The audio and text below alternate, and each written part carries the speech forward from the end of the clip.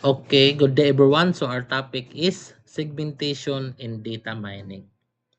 So segmentation is the process of dividing a large and mixed data set into smaller, meaningful groups. So these groups help us understand patterns that may not be obvious when all records are viewed together. So in simple terms, parang inaayos natin ang maraming impormasyon into groups based on their similarities. So for example, a store may have thousands of customers, but those customers do not behave in exactly the same way. So some are frequent buyers. Some buy only during sales while others purchase expensive products. So through segmentation, the store can identify these groups and create a suitable strategy for each one. So in this presentation, so we will discuss the meaning, workflow major algorithms, practical examples, evaluation methods, common mistakes, and responsible use of segmentation.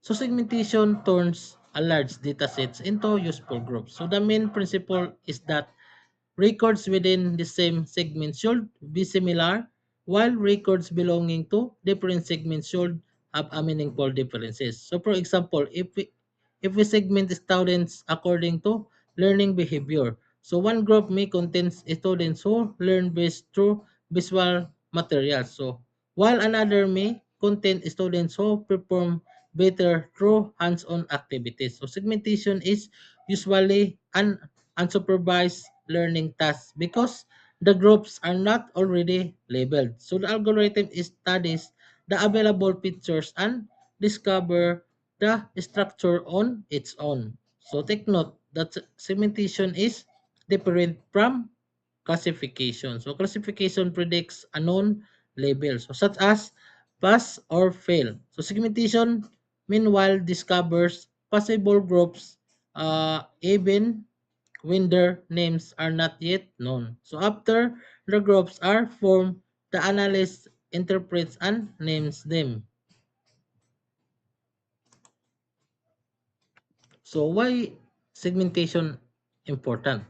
So the simple answer is that one strategy does not always work for everyone. So in retail, customer can be grouped based on purchasing frequency. So in spending, label and product preference. So a frequent buyer may receive a loyalty reward. So while an inactive buyer may receive a discount to encourage another purchase. So in banking, segmentation can identify customers with different financial needs or risk profiles. So in healthcare, patients can be grouped and according to symptoms. So medical history or treatment response. So in education, learners may be segmented based on performance, attendance, or learning needs. So for example, students with high attendance but low quiz scores. So we need a different intervention from students who main problem is frequent absence. So segmentation helps organizations make decisions that are more focused, relevant, and efficient. So arrayable segmentation project normally follows 6 connected stages. So first, define the problem. So we should know what decision we want to improve. So second, collect relevant data from reliable sources. So third, prepare the data by handling missing values, errors, and inconsistent formats. So fourth, represent it record using meaningful features. So for customer segmentation is possible features include age, purchases frequency, and total spending. So fifth, apply and tune the selected segmentation algorithm. So finally, validate and interpret the resulting groups. So halimbawa, if a school wants to identify learners who need support, it should not simply collect every available variable. So it must first determine whether the goal concerns academic performance. So attendance, engagement, or another issue. So the process is Iterative, meaning we may return to earlier stages when the segments are unclear or unstable or not useful.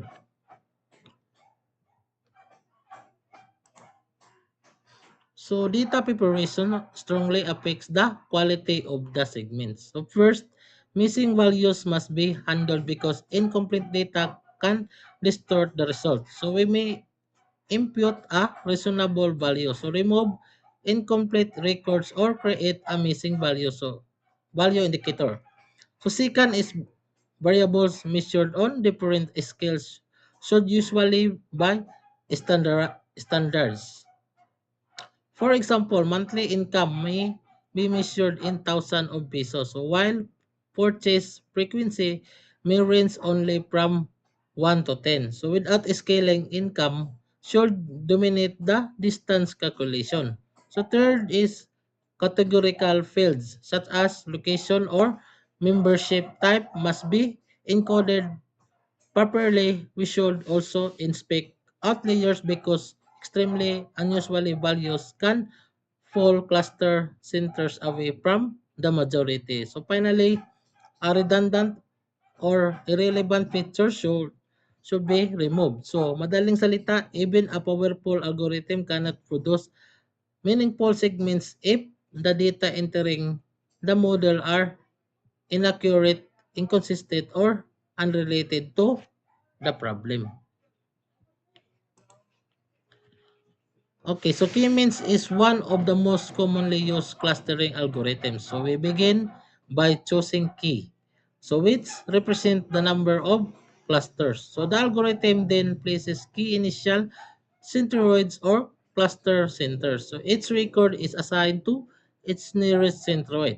So after that, the centroid of every group is recomputed. So and the assignment process is repeated until the groups become stable. So for example, suppose we want to divide customer into three segments according to monthly purchases and total spending. So key means may reveal low value occasionally buyers, regular customers, and high value loyal customers. So the chart shows three compact groups with its dark point representing a centroid. So K-means work will for numeric data and Rowley run or compact clusters. So however, it is sensitive to outliers and may produce weak results when key is poorly chosen for when the throw groups have irregular shapes. Okay, choosing the correct value of key should be based on evidence rather than guesswork. So one common technique is the elbow method. So we run key means using different values of key and measure the within cluster vibration. As key increase, vibration naturally decrease because there are more groups. So we look for the point where the improvement begins to slow down, forming an elbow. In example, so the elbow appears around key equals 3. So 3 cluster may offer a good balance between simplicity and fit. So another measure is the Selhout score. So which takes whether a record is close to its own cluster and far from other clusters. So however, numerical scores are not enough. So for example, four customer groups may have a slightly better score, but if the business cannot explain or act on those four groups, three clearly segments may still be more useful.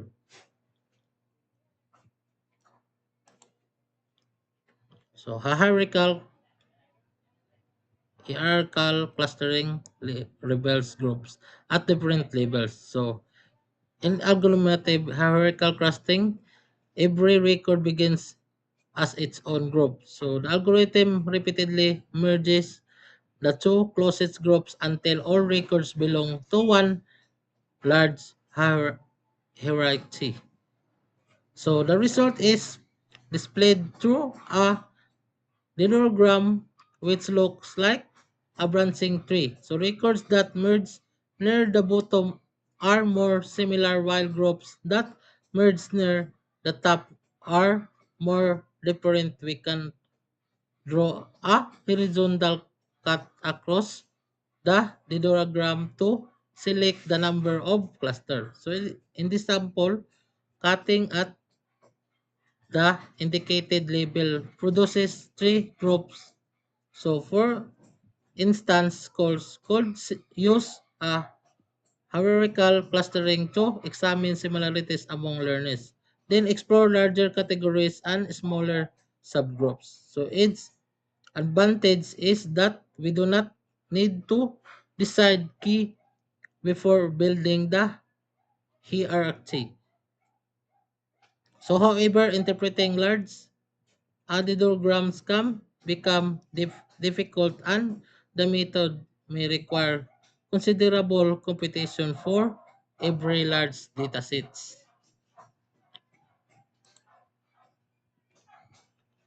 Okay, DB scan means density-based spatial clustering of application with noise.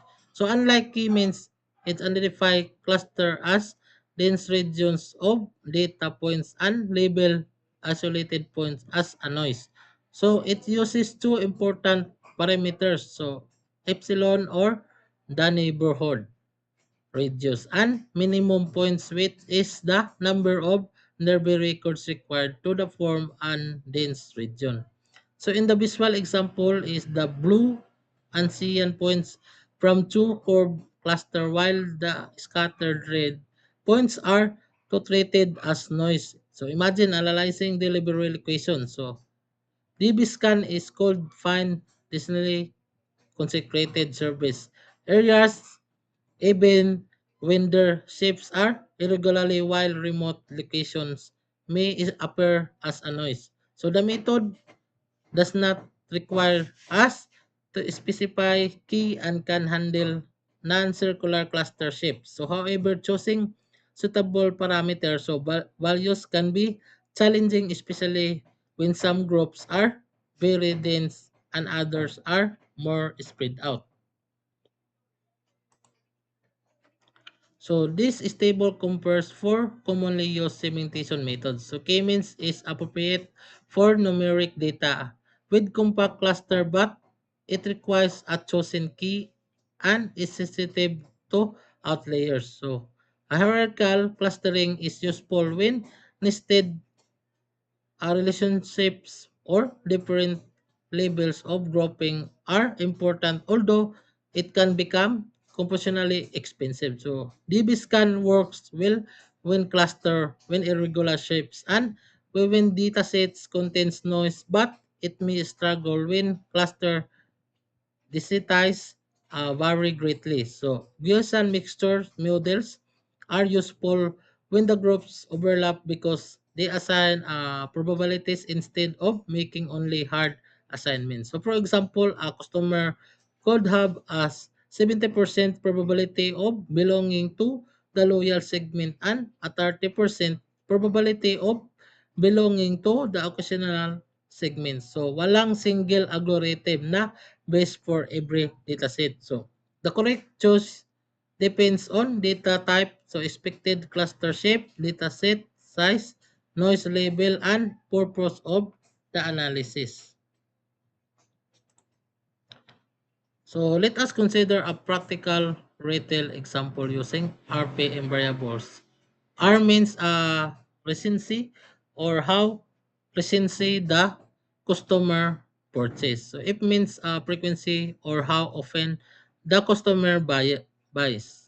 So A means monetary value, or how much the customer spends. So after preparing and scaling these variables, so clustering may reveal several behavior-based groups.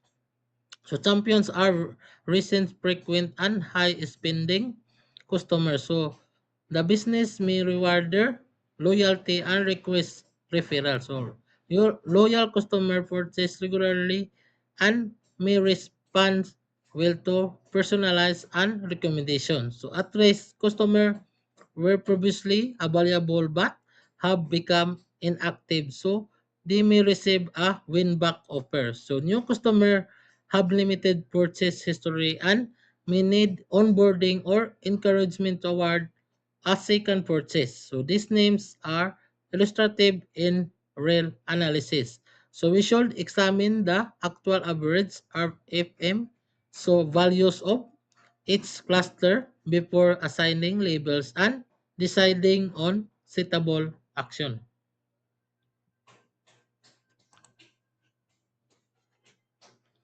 So this mini example shows how six customer may be divided into cluster using purchases per month and a monthly spending score. So customer A and B and C have lower values while customer D, E, and F have a higher value. So if key equals to the first centroid is approximately 3 purchases and spending score of 1.7. So the second centroid is approximately 9 purchases and in spending score of 7.3. So each customer is assigned to the nearest centroid. So E to C from form the lower activity segment and the D to F form the higher activity segment. So for example, the business might send basic promotional offers to the first segment and exclusive loyalty benefits to the second. So, but we should avoid judging customer based on these two variables. So, other information is such as recency, product category, and profitability may change how the group should be interpreted.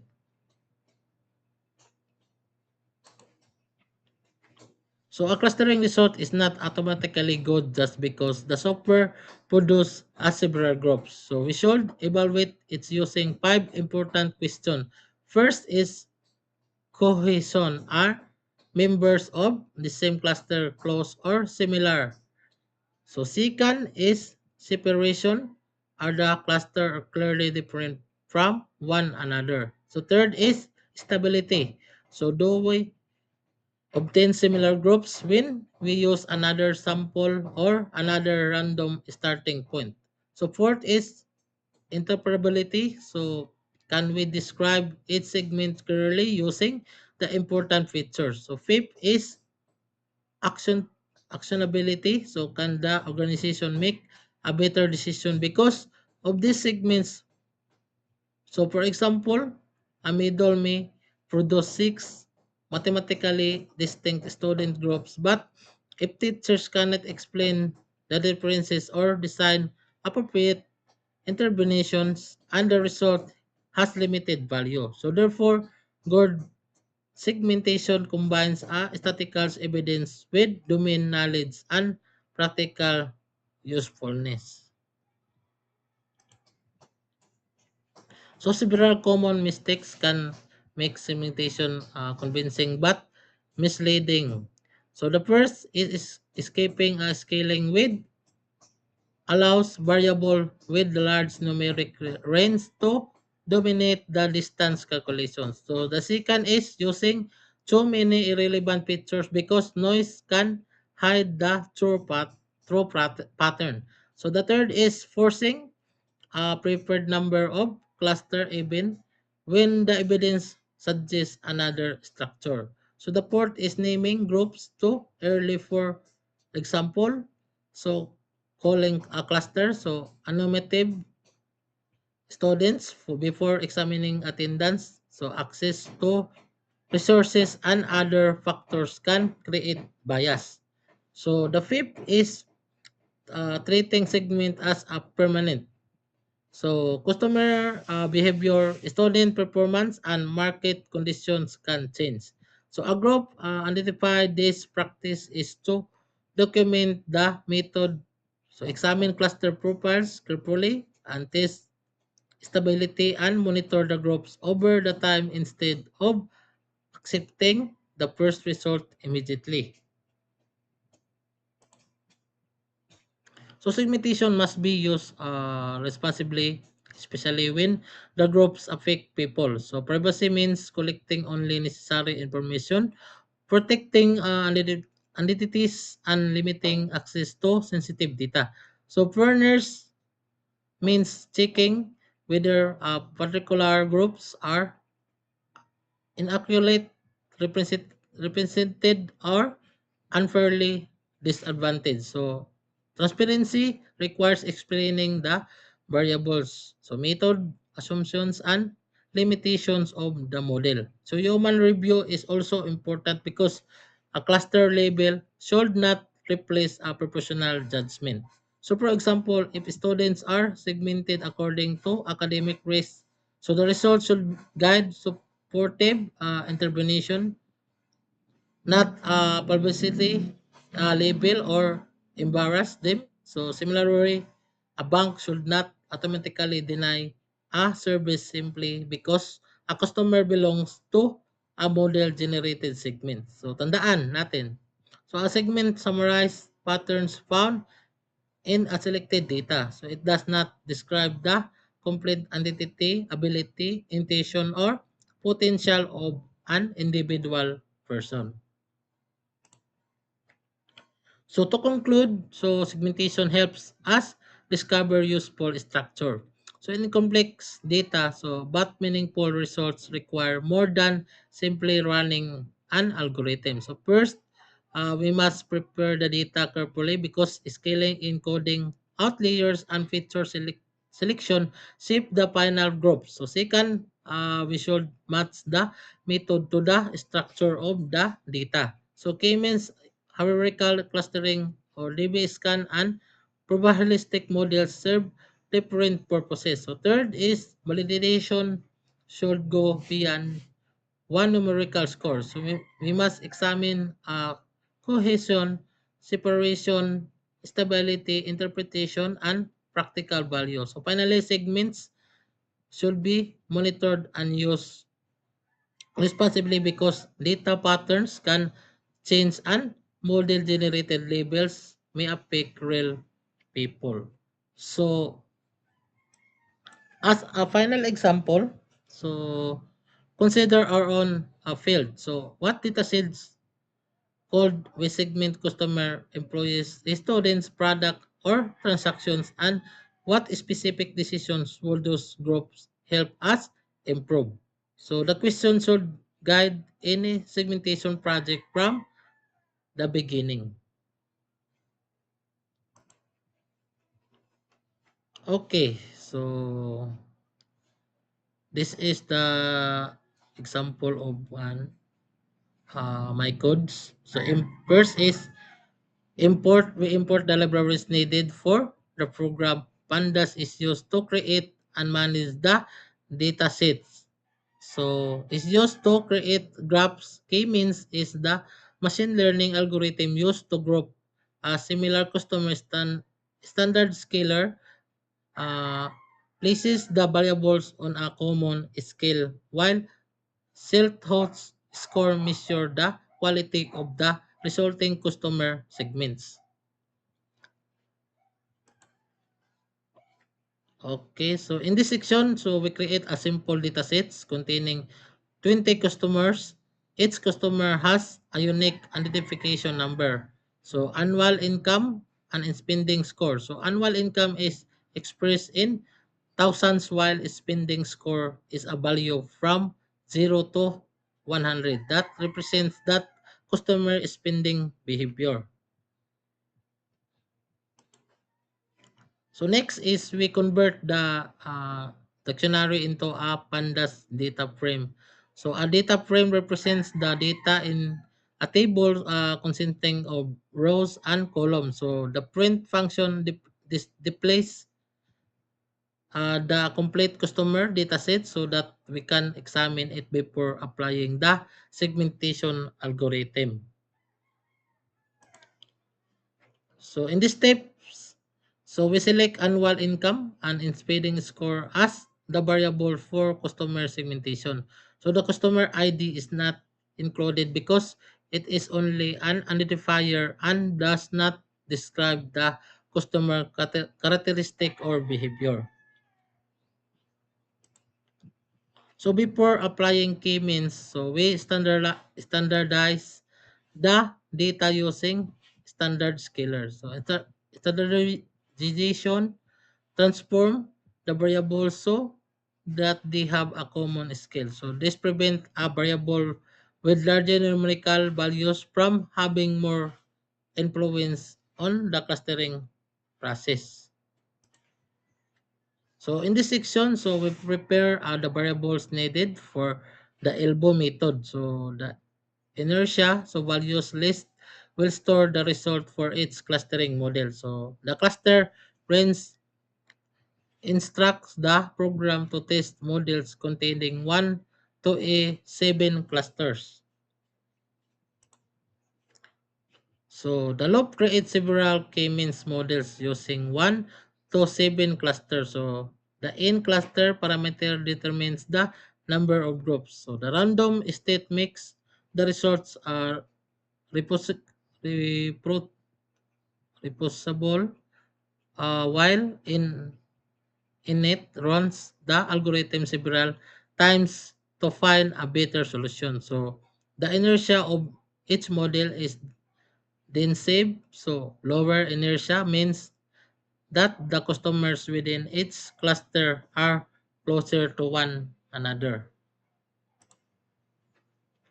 So this code creates the elbow method graph. So the horizontal axis represent the number of cluster while the vertical axis shows inertia. So we look for the point where the reduction in inertia begins to slow down. So this point resembles an elbow and suggests an appropriate number of clusters.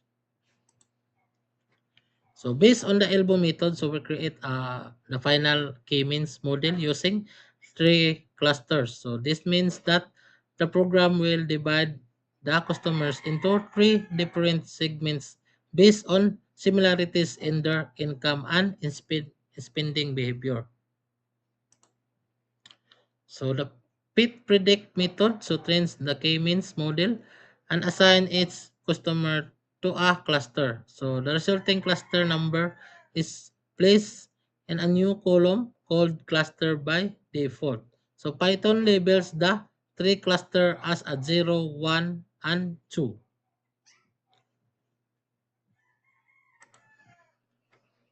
So to make the results easier to understand, we convert the cluster numbers into a readable segment names. So cluster 0 becomes segment 1. So cluster 1 becomes segment 2. And cluster 2 becomes segment 3. So the lambda function applies these conversions to every customer.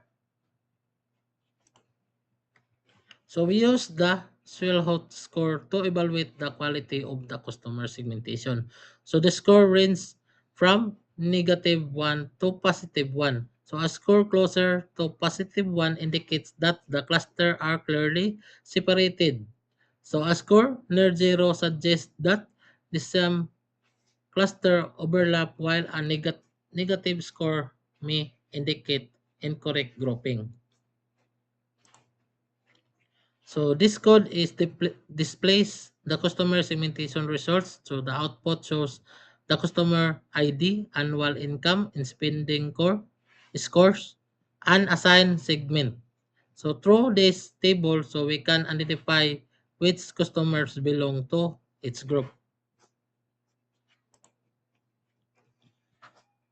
Okay, in this section, so we summarize the characteristic of every customer segment. So the group by function organize the customer according to their assigned segment.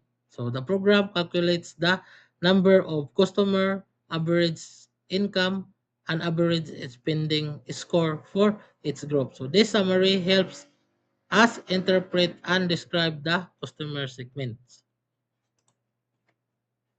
So because the model use standards, data is cluster centers are initially expressed in standardized values. The inverse transform function converts these centers back to the original units of annual income and spending score. So this makes cluster centers easier to understand. So we create another data frame to display the cluster center. So a cluster center is represent the typical or central customer in each segment. So it shows approximate annual income and spending score that characterize its customer group. So this dictionary assign a different color to every segment. So segment 1 is represented by blue, segment 2 by green, so segment 3 by red. So these colors will help us distinguish the customer groups in the visualization. So this loop creates a scatter plot for each customer segment. So annual income is placed on the horizontal axis while spending score is placed on the vertical axis. So each point represent a customer and its color indicates the segment to which the customer belong. So this code adds the cluster centers to the graph. So the centers are represented by large black X marks. So they indicates the central position or average characteristic of the customer within its segment. So finally, we add the graph title access label, legend and grid. So the completed visualization shows how K-means separates customers based on annual income and spending score. So customer position close to one another have a similar characteristic and therefore assigned to the same segment. So in conclusion, so this example demonstrate how segmentation is performed in data mining using k-means and clustering. So the algorithm identifies patterns with within customer data and automatically divides customer into meaningful groups. So businesses can use these segments to create targeted marketing strategies or personalized promotion and appropriate customer services. That's all, Doc. Thank you.